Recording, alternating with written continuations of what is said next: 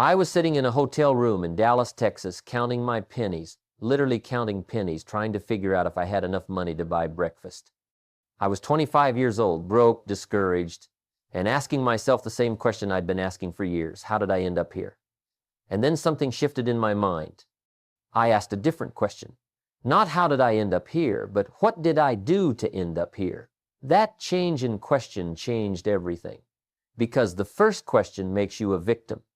The second question makes you responsible. And responsibility, my friend, is where all progress begins. Here's what I've learned after all these years, after working with thousands of people, after building businesses and losing them, after succeeding and failing and succeeding again. The truth is this: you are the most valuable asset you will ever own. Not your house, not your car, not your stock portfolio. You, your mind, your skills, your attitude, your philosophy, your character, that's your greatest asset. And yet most people will spend more time planning a 2-week vacation than they will planning their own personal development. They'll invest thousands in their home but won't spend $100 on a book that could change their thinking. They'll wash and wax their car every weekend but won't take 30 minutes a day to work on themselves. Let me ask you something, and be honest with yourself. What did you invest in yourself last year? Not what did you spend on entertainment, not what you spent on comfort. What did you invest in? Making yourself more valuable, more skilled, more knowledgeable, more capable. Because here's what the marketplace pays for. It pays for value. It doesn't pay for time. It doesn't pay for need. It pays for value. And if you want to increase your value in the marketplace, if you want better results in your life, you've got to increase your personal value. You've got to build yourself. Now, some people hear 2026 and they think it's magical. They think somehow when the calendar flips, everything changes. Let me tell you, 2026 is just another year. It's 365 days, same as every other year. The only difference is what you decide to do with those days. The only difference is whether you use those days to build yourself or waste them waiting for circumstances to change. Time doesn't care about your dreams. Time passes the same for everyone. The winner and the loser both get 24 hours. The difference is what they do with it. Here's something I discovered early in my journey. Small disciplines repeated with consistency every day lead to great achievements gained slowly over time. That's the formula. But here's the problem. Small errors in judgment repeated every day lead to disaster. And here's the thing that makes it tricky. Both are easy to do. It's easy to read 10 pages of a good book every day. It's also easy not to. It's easy to take a 30-minute walk every day. It's also easy not to. It's easy to save 10% of everything you earn. It's also easy not to. The difference between success and failure isn't dramatic. It's not this giant leap. It's these small choices, these daily disciplines, these simple things that are easy to do but also easy not to do. And the tragedy is that most people don't fail because of some massive disaster. They don't fail because the economy crashed or because someone cheated them or because of bad luck. They fail because of neglect. They neglect the simple disciplines. They neglect their health until the body breaks down. They neglect their relationships until they fall apart. They neglect their mind until it stops growing. They neglect their finances until they're buried in debt. And it all starts so innocuously, so innocently. It starts with one missed day, one skipped discipline, one rationalization that it doesn't really matter. You know what I've learned? Your personal philosophy is the major determining factor in how your life works out. Not the economy, not your education, not your circumstances, your philosophy. And what is philosophy? It's how you think. It's your attitude toward life, toward yourself, toward others, toward opportunity. It's the set of beliefs you carry around that determines what you see, what you feel, what you do. And here's the key. You can change your philosophy. You can change the way you think, but you've got to work on it. Most people have a borrowed philosophy. They didn't develop it themselves. They borrowed it from their family, from their friends, from the complainers at work, from the news, from wherever they happened to be. And they never questioned it. They never said, wait a minute, is this philosophy serving me? Is this way of thinking taking me where I want to go? They just adopted it and went on, automatic pilot. And then they wonder why their life looks like everyone else's life, why they're getting the same results as all the people they're listening to. Let me tell you something that changed my life. I met a wealthy man when I was 25 years old, and he asked me a simple question. He said, Jim, how much money have you saved in the last 6 years? I said, nothing. He said, who sold you on that plan? And that hit me like a ton of bricks. Someone had sold me on the plan of not saving. I'd adopted a philosophy, a way of thinking, and it was taking me in the wrong direction, and that's when I realized I've got to change my thinking. I've got to develop my own philosophy based on truth, on principles that work, not just on what everybody else is doing. Your current results are a perfect reflection of your current self. If you don't like your results, you can't just work on your results. You've got to work on yourself. You've got to become more skilled, more disciplined, more knowledgeable, more valuable. You know, a lot of people want to change their income, but they don't want to change themselves. They want a better job, but they don't want to become better at their job. They want better relationships, but they don't want to become a better person to be in a relationship with, and that's just not how it works. Here's one of my favorite phrases: work harder on yourself than you do on your job. If you work hard on your job, you'll make a living. If you work hard on yourself, you can make a fortune. The difference is profound. See, your job will give you a paycheck, but personal development will give you value in the marketplace. And value in the marketplace is what creates opportunity, what creates options, what creates wealth. I remember working as a stock clerk when I was in my early 20s. I could have just put in my hours, collected my check, and gone home. But I decided to learn everything I could about the business. I studied the inventory systems. I learned about customer service. I paid attention to what the successful managers were doing. I read books on business and sales and marketing. Was I getting paid for all that extra effort? No. But was I becoming more valuable? Absolutely. And eventually, that value paid off. It always does. You can't hire someone else to do your push-ups for you. That's another key lesson. You can't hire someone to get healthy for you. You can't hire someone to read good books for you. You can't hire someone to develop your skills for you. You've got to do it yourself. This is the one thing you cannot delegate. Building yourself is your responsibility, and nobody else can do it for you. And let me tell you, it all starts with taking full responsibility for where you are right now. Not blame, not excuses, not justification. Responsibility. You've got to say, I am responsible for my life.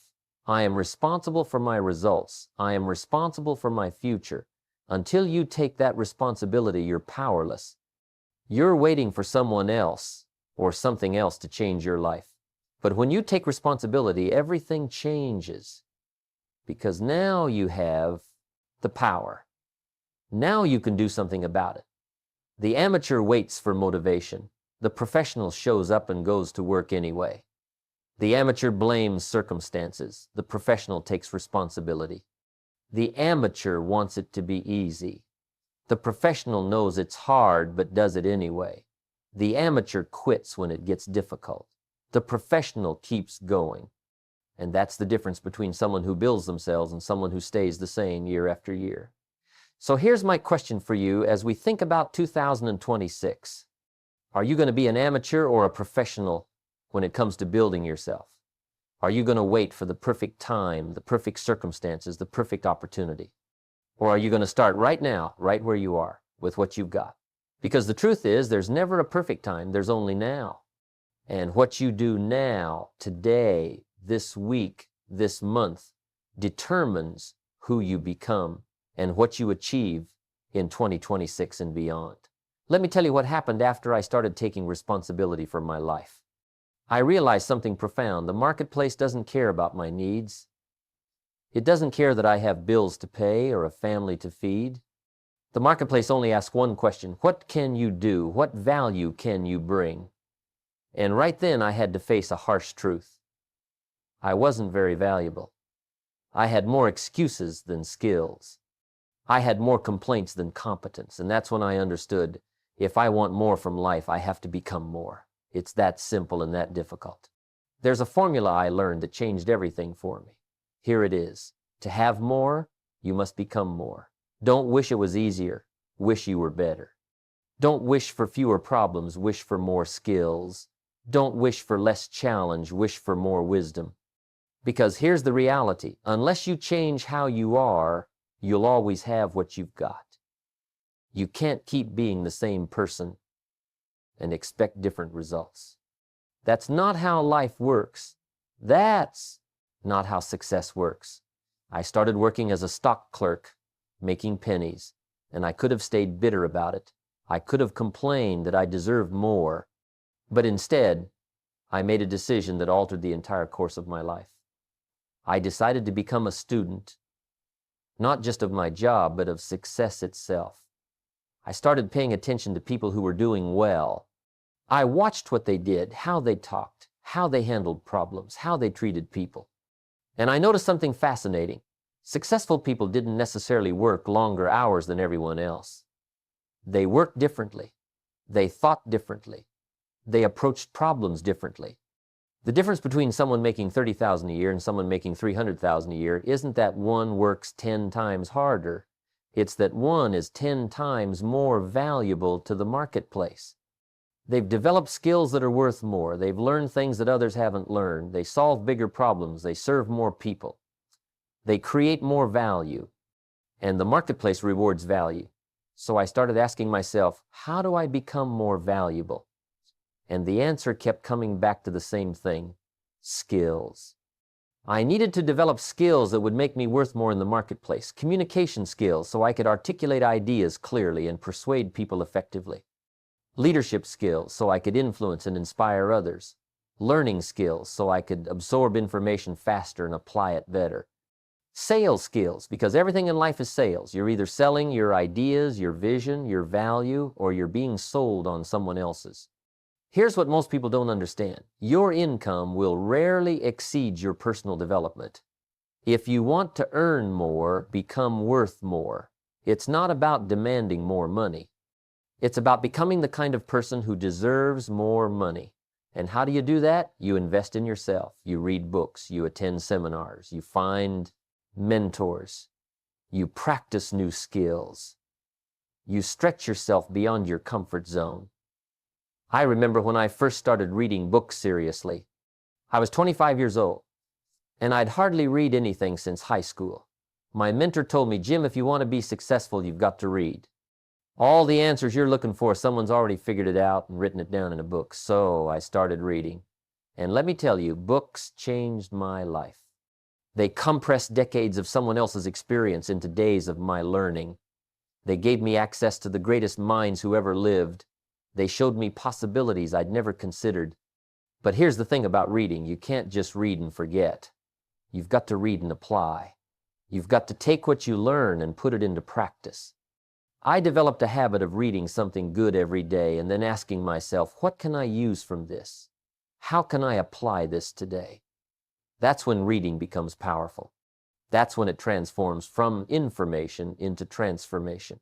The same goes for seminars and courses. People say, I can't afford to go to that seminar. But I say, you can't afford not to go. The right seminar, the right course, the right mentor can compress years of trial and error into a weekend of learning. It can show you the shortcuts, help you avoid the mistakes, give you the strategies that work. One idea from a seminar can be worth millions if you apply it. But you've got to invest in yourself first. I invested in my first personal development seminar when I could barely afford groceries. People thought I was crazy. But that seminar gave me ideas that completely changed my approach to business and life. It was worth 100 times what I paid for it. And that taught me another lesson. You've got to be willing to invest in yourself before the results show up. You've got to plant before you harvest. You've got to study before you succeed. There's a difference between being busy and being productive. A lot of people are busy all day long, but they're not productive. They're active, but not effective. They confuse motion with progress. See, being busy is about doing things. Being productive is about doing the right things. And the right things are the things that increase your value, that develop your skills, that move you toward your goals. I learn to ask myself every day, what's the most valuable use of my time right now? Not what's the easiest thing to do. Not what's the most fun. Not what everyone else is doing. What will create the most value? What will make me better? What will move me forward? And then I do that thing, even when I didn't feel like it, especially when I didn't feel like it. Because discipline is doing what you know you should do, even when you don't want to do it. Let me tell you about working harder on yourself than you do on your job. When I was working that stock clerk job, I could have just shown up, put in my hours, and gone home, but I didn't. I studied the business. I learned about inventory management, customer psychology, sales techniques, marketing principles. I read books on business during my lunch break. I stayed late to watch the managers and learn how they operated. Was I getting paid extra for this? No. But was I becoming more valuable? Absolutely. And here's what happened. Within a short time, I wasn't just a stock clerk anymore. I was someone who understood the business. I was someone who could solve problems. I was someone who could train others. I became valuable. And when you become valuable, opportunities find you. You don't have to chase them, they chase you. The 5-year plan for skill mastery is simple but powerful. Pick a skill that will make you more valuable in the marketplace. It could be public speaking, writing, sales, management, programming, design, whatever aligns with your goals. Then commit to becoming excellent at it over the next 5 years. Read every important book on that subject. Take courses. Practice daily. Study the masters. Get feedback. Refine your approach. In 5 years, you'll be in the top 10% of people with that skill. In 10 years, you could be in the top 1%. But most people won't do this. They want instant results. They want to become an expert in a weekend. They want success without the study, mastery without the practice, expertise without the experience. And that's why most people stay average. They're not willing to put in the time, the effort, the consistent daily discipline required to become truly excellent at something. Here's a question that will change your life if you answer it honestly. What have you become excellent at? Not what do you know a little about, not what can you do okay. What have you mastered? What skill have you developed to such a high level that people would pay premium prices for it? If you can't answer that question, that's your assignment. That's what you need to work on in 2026. Success leaves clues. Successful people aren't successful by accident. They've developed certain skills, certain habits, certain ways of thinking that create success.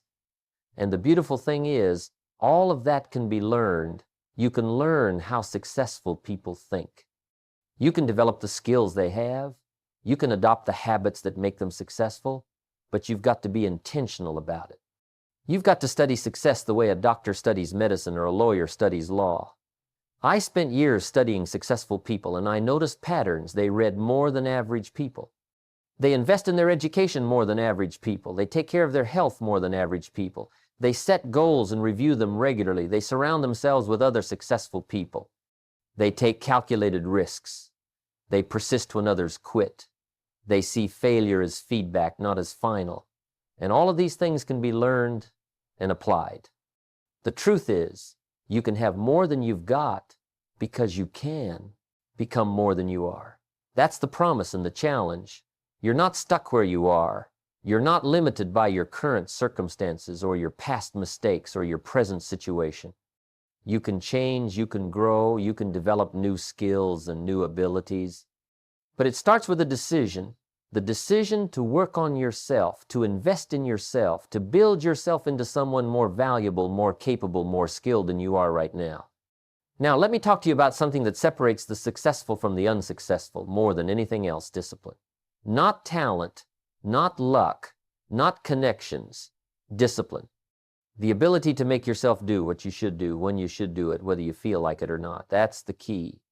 And here's the interesting thing about discipline. See, it weighs ounces. Regret weighs tons. The discipline to get up early weighs ounces. The regret of a wasted life weighs tons. The discipline to save money weighs ounces. The regret of being broke in old age weighs tons. I call it the principle of easy disciplines versus easy neglects. Everything you need to do to succeed is easy to do. It's also easy not to do. Taking a walk every day is easy. Not taking a walk is also easy. Reading 10 pages of a good book is easy. Not reading is also easy. Saving 10% of your income is easy. Spending it all is also easy. The problem is, these simple errors in judgment don't seem to matter in the moment. Miss one day at the gym, nothing happens. Skip saving money this month, you're still okay. Neglect your education for a week, no big deal. But here's what happens. These small errors in judgment, repeated every day over time, lead to disaster. And by the time you see the disaster, it's almost too late to fix it. That's why most people fail. Not because of some catastrophic event. Not because someone did them wrong. Not because of bad luck. They fail because of neglect. They neglect the simple daily disciplines. They neglect their health until their body breaks down at 50. They neglect their relationships until everyone important walks away. They neglect their finances until they're drowning in debt with no way out. They neglect their mind until it stops growing and starts dying. Here's what I learned about building better habits. You've got to start your day right. How you start your morning determines how you live your day.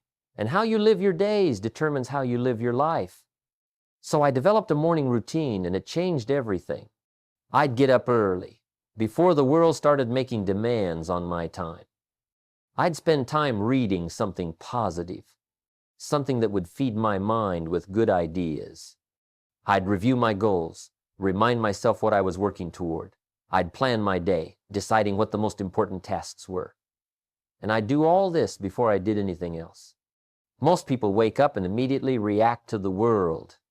They check their phone, read the news, respond to messages, and before they know it, they're living someone else's agenda instead of their own.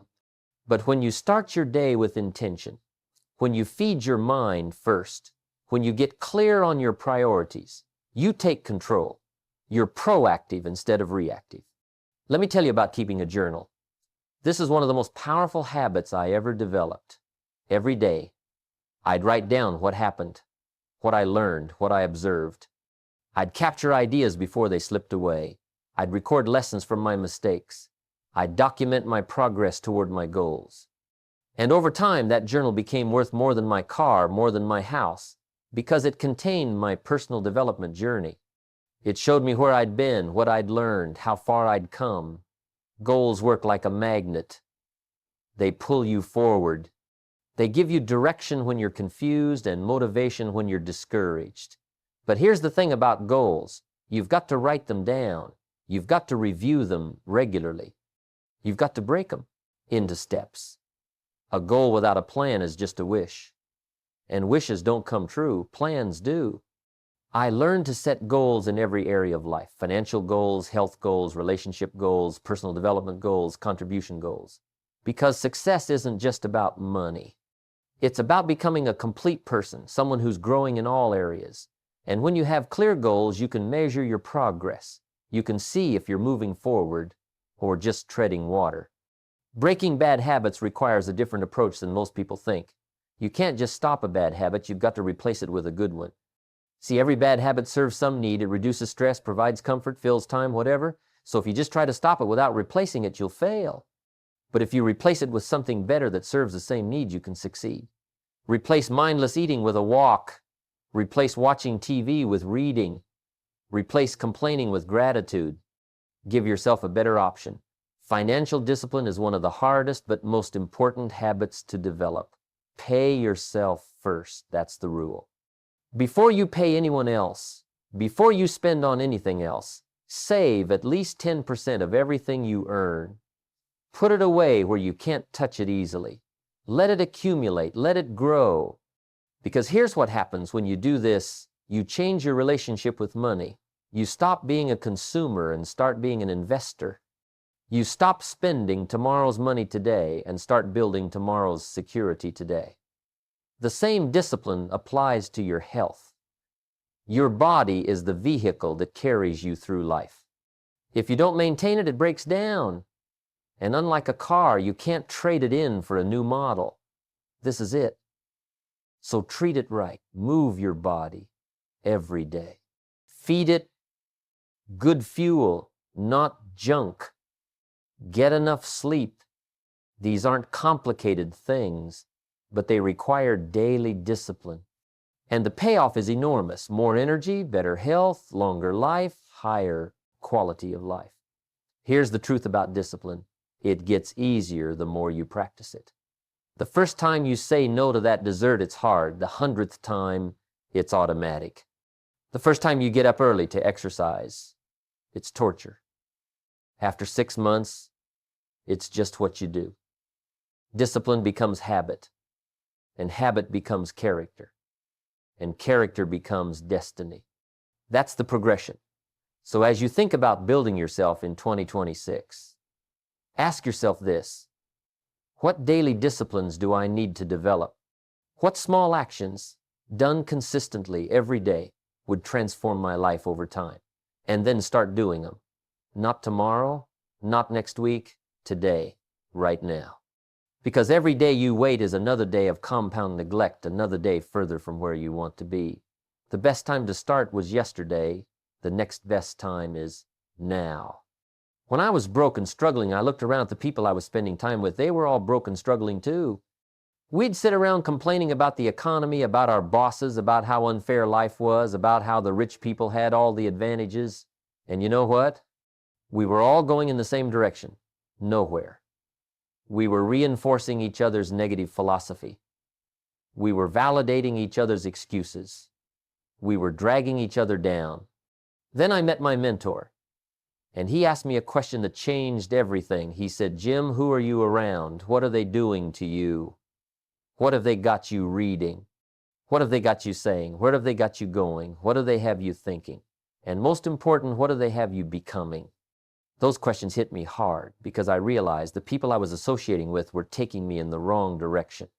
They weren't bad people, but they had the wrong philosophy, the wrong attitudes, the wrong habits, and it was rubbing off on me. So I made one of the toughest decisions of my life.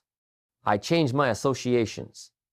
I started spending less time with the complainers and more time with the achievers. I found successful people and studied them. I listened to what they talked about. I watched what they did. I adopted their philosophies. And my life started changing immediately. Not because my circumstances changed, but because I changed. And I changed because I changed who I was learning from. Now, this doesn't mean you abandon people. It means you get selective about who influences you. There's a difference between being influenced by someone and helping someone. You can still care about people without letting them program your thinking. You can still be kind to negative people without adopting their negativity. But you've got to protect your mind. You've got to guard what goes into it. I developed what I call the strategy of limited association and expanded association. Limited association means spending less time with people who drag you down, who criticize your dreams, who tell you why it won't work, who want you to stay small so they feel comfortable. You don't have to be mean about it. You just limit your exposure. Expanded association means deliberately seeking out people who challenge you to grow, who believe in possibilities, who are going somewhere in life, who have wisdom to share. Here's something most people miss. Association isn't just about who you spend time with physically. It's also about who you spend time with mentally. What books are you reading? Whose podcasts are you listening to? What are you watching? Because all of that is association too. When you read a great book, you're associating with the mind of the author. When you listen to wise teachers, you're being influenced by their thinking. Choose those associations as carefully as you choose your friends. The difference between being a thermometer and a thermostat is critical to understand. A thermometer reflects the temperature of its environment. It goes up when things heat up, down when things cool off. Most people are thermometers. They reflect whatever environment they're in. If everyone around them is negative, they become negative. If everyone's excited, they get excited. They have no internal control. But a thermostat sets the temperature. It determines what the environment will be. And that's what you want to become. A thermostat, not a thermometer. Someone who influences the environment rather than being influenced by it. But here's the thing, you can't influence others until you've built yourself. You can't give what you don't have. You can't teach what you don't know. You can't lead where you won't go. That's why building yourself comes first. That's why personal development is the foundation of everything else. When you become better, you can help others become better. When you grow, you can help others grow. When you succeed, you can show others the path to success. Giving back and serving others from your strengths is one of the greatest rewards of personal development. Once you've built yourself, once you've developed skills and knowledge and wisdom, you have something valuable to share. You can mentor someone who's where you used to be. You can teach what you've learned. You can help others avoid the mistakes you made. And there's a deep satisfaction in that, a fulfillment that money can't buy.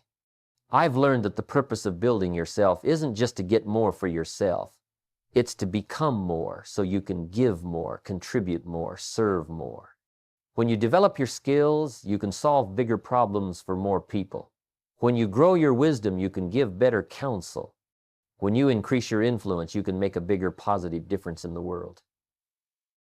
Not just the money you'll leave behind, but the impact you'll have on people's lives. Your children are watching you. Your friends are influenced by you. Your colleagues notice your example. What are you showing them? Are you demonstrating that growth is possible? Are you proving that change can happen? Are you living proof that someone can rise above their circumstances and build a better life?